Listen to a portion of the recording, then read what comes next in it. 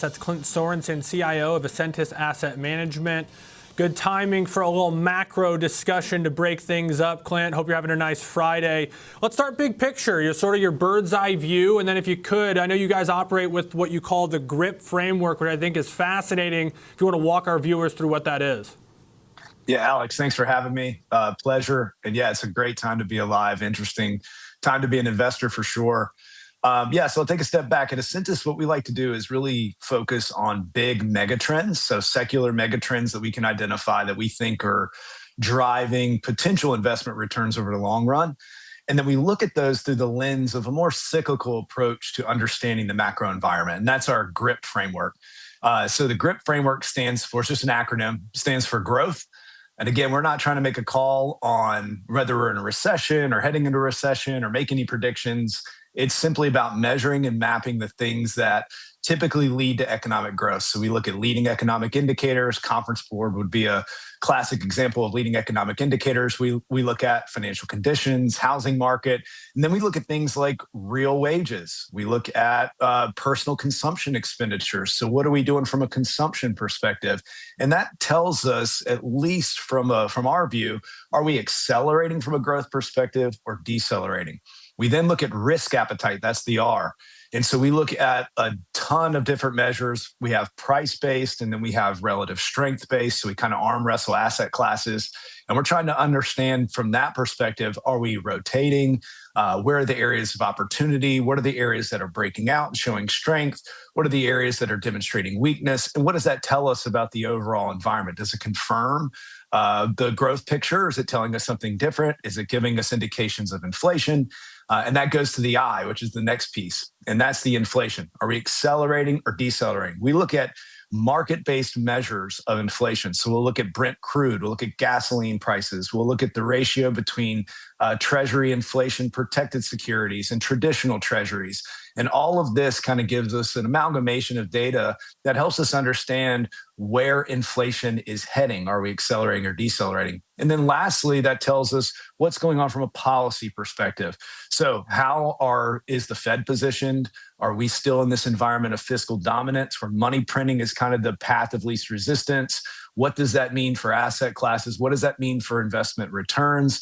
And that's the way we view the entire world. And so I'm happy to go into any of those components if you'd like.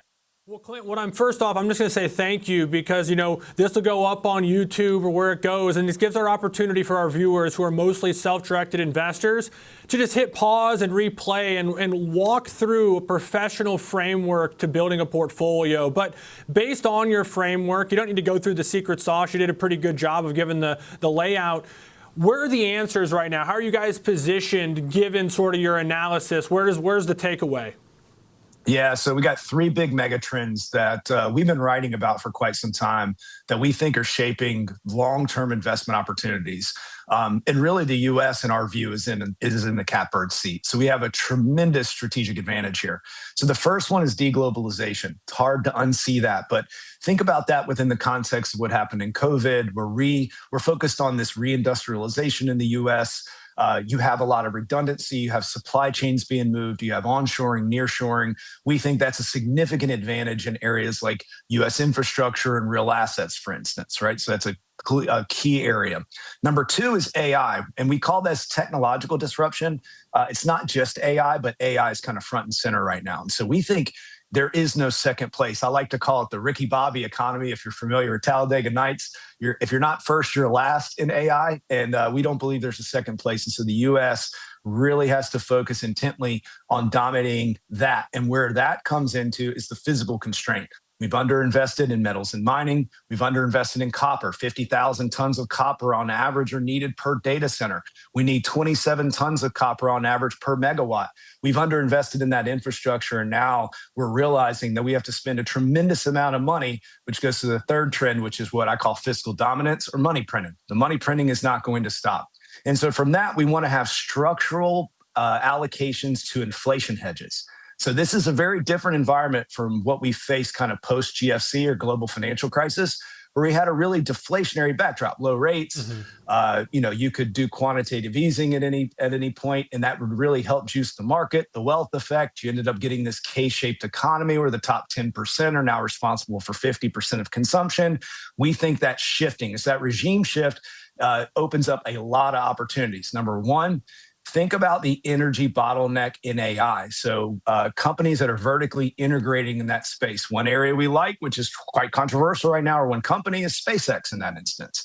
We think they're the probably one of the premier vertically integrated power and AI infrastructure plays that exist. And I think a lot of people are underappreciating that advantage. Number two, when you start to think about another company that's doing really well in terms of these three mega trends, you could think of a company like Apple, right? Elon Musk said it best, software is about to have a hardware problem. And I think Apple's in a great, unique spot to capitalize on that infrastructure hardware play. They are essentially the ability to enable their ecosystem to be the best kind of vertically integrated consumer-based AI company. And then the next would be something like Lilly. I think Anthropic CEO said it best a few weeks back, and I forget the interview, but he said essentially biotech's having its moment.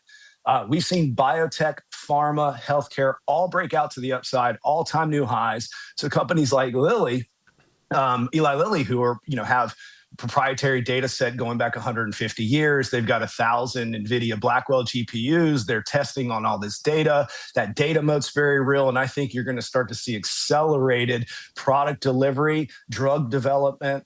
And I think the space of biology in general, but call it biotech, pharma, healthcare, and how AI can be levered there is creating significant opportunities in companies like that. Clint, this was absolutely wonderful, and I thank you so much for taking the time here on a Friday afternoon to join us. You have a great weekend, and we'll catch up again soon. That's Clint Sorenson of Ascentus Asset Management.